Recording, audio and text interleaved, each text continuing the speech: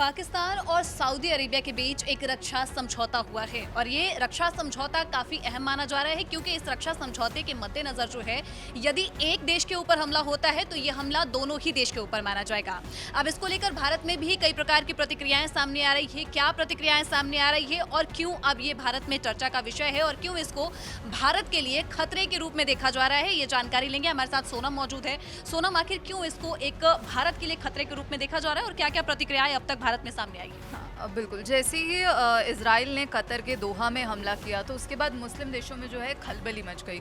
मुस्लिम देश एक साथ एकजुट हुए, मीटिंग हुई और इसमें बात भी उठी कि हमें भी एक नाटो जैसा अलायंस बनाना होगा। और हमने देखा कि अब जो है पाकिस्तान और सऊदी अरब के बीच एक बड़ा रक्षा समझौता हुआ है, जिस पर अब कांग्रेस ने प्रधानमंत्री नरेंद्र मोदी को घेरा है और उनकी आलोचना की है और इसे भारत की सुरक्षा के लिए अब एक गंभीर चिंता का विषय बताया है तथा इसे उन्होंने जो है पर्सनालिटी ड्रिवन डिप्लोमेसी यानी कि व्यक्ति संचालित कूटनीति की एक और विफलता भी बताया। हम यहाँ पर अगर जयराम रमेश का जो एक्स पर पोस्ट है उसकी बात करें तो उन्होंने लिखा कि ऑपरेशन सिंदूर को अचानक रोकने के एक महीने बाद राष्ट्रपति ट्रंप ने व्हाइट हाउस में लंच पर फील्ड मार्शल आसिम मुनीर की मेज़बानी की। और वो आगे लिखते हैं कि वही व्यक्ति जिसके भड़काऊ, उकसावे भरे और सांप्रदायिक जहर घोलने वाले बयानों ने अप्रैल 2025 को पहलगाम में हुए क्रूरतम आतंकी हमलों को ऑक्सीजन प्रदान की। तो यहाँ पर उन्होंने पाकिस्तान और ऑपरेशन सिंदूर की बात की। और यहाँ पर हम अपने दर्शकों को ये भी बता दें कि ऐसी रिपोर्ट्स है कि अभी अमेरिका दोबारा से जो है पाकिस्तान के प्रधानमंत्री शहबाज शरीफ और आसिम मुनीर जाने वाले हैं। आगे जयराम रमेश ने हमला बोलते हुए लिखा कि हमारे प्रधानमंत्री की बहुचर्चित चीन यात्रा के कुछ ही दिनों बाद राष्ट्रपति शी जिनपिंग ने पाकिस्तान के राष्ट्रपति आसिफ अली जरदारी के लिए चीन के जो है गुप्त सैन्य परिसर के दरवाजे खोल दिए। फिर आगे वो कहते हैं कि अब सऊदी अरब, जहां 22 अप्रैल 2025 को पहलगाम आतंकी हमलों के समय प्रधानमंत्री मोदी मौजूद थे, उसने पाकिस्तान के साथ एक रणनीतिक पारस्परिक रक्षा समझौते पर हस्ताक्षर किए हैं।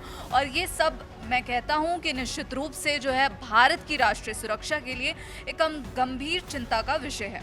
भारतीय राष्ट्रीय कांग्रेस इस पर गहरी चिंता व्यक्त करती है और इसे हमारे प्रधानमंत्री की जो बहुचारित व्यक्ति केंद्रित कूटनीति के लिए एक और झटका मानती है। तो कांग्रेस की तरफ से ये सारा रिएक्शन था, उन्होंने इसे भारत की सुरक्षा के लिए गंभीर चिंता का विषय बताया है।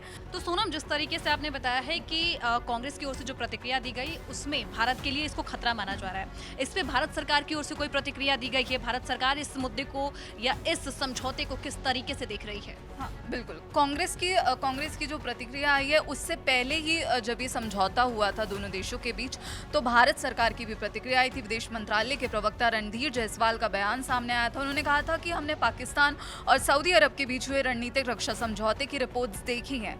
जब हम समझौते को लेकर दोनों देशों की बातचीत चल रही थी तो सरकार को तभी से ही इसके बारे में जानकारी थी। तो उन्होंने कहा कि हमें पहले से पता था, हम इस समझौते के हमारी सुरक्षा, क्षेत्रीय और वैश्विक स्थिरता पर पड़ने वाले प्रभावों का अध्ययन कर रहे हैं। सोनम, जिस तरीके से ये समझौता है कि एक देश के ऊपर यदि हमला होता है तो दोनों देश के ऊपर, कहीं ना कहीं ये बिल्कुल सिमिलर है नाटो के।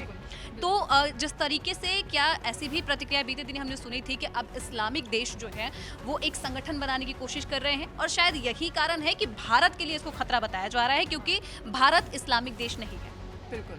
और यही ख्वाजा आसिफ थे जिन्होंने, जब इस्लामिक देशों की मीटिंग चल रही थी तो उन्होंने पाकिस्तान की तरफ से ये बोला था कि अब हमें भी एक ऐसा नाटो जैसा अलायंस बनाना चाहिए कि अगर हमारी संप्रभुता पर हमला होता है तो हम भी उसे डिफेंड करने के लिए पूरी तरह से तैयार रहें। तो कहीं ना कहीं ये इसी एंगल के तौर पर देखा जा रहा है कि अब जो है इस्लामिक देश एकजुट होते हुए दिख रहे हैं और सऊदी अरब को ये रियलाइजेशन कहीं ना कहीं हो गया है कि वो जो अमेरिका के भरोसे बैठा था कि अमेरिका उसे सुरक्षा कवच प्रदान करेगा, तो अब कहीं ना कहीं वो भरोसा टूटता हुआ दिख रहा है।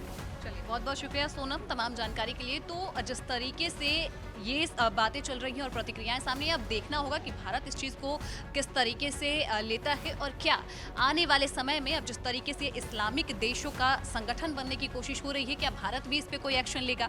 तमाम जानकारी के लिए आप देखते रहिए दैनिक जागरण। नमस्कार।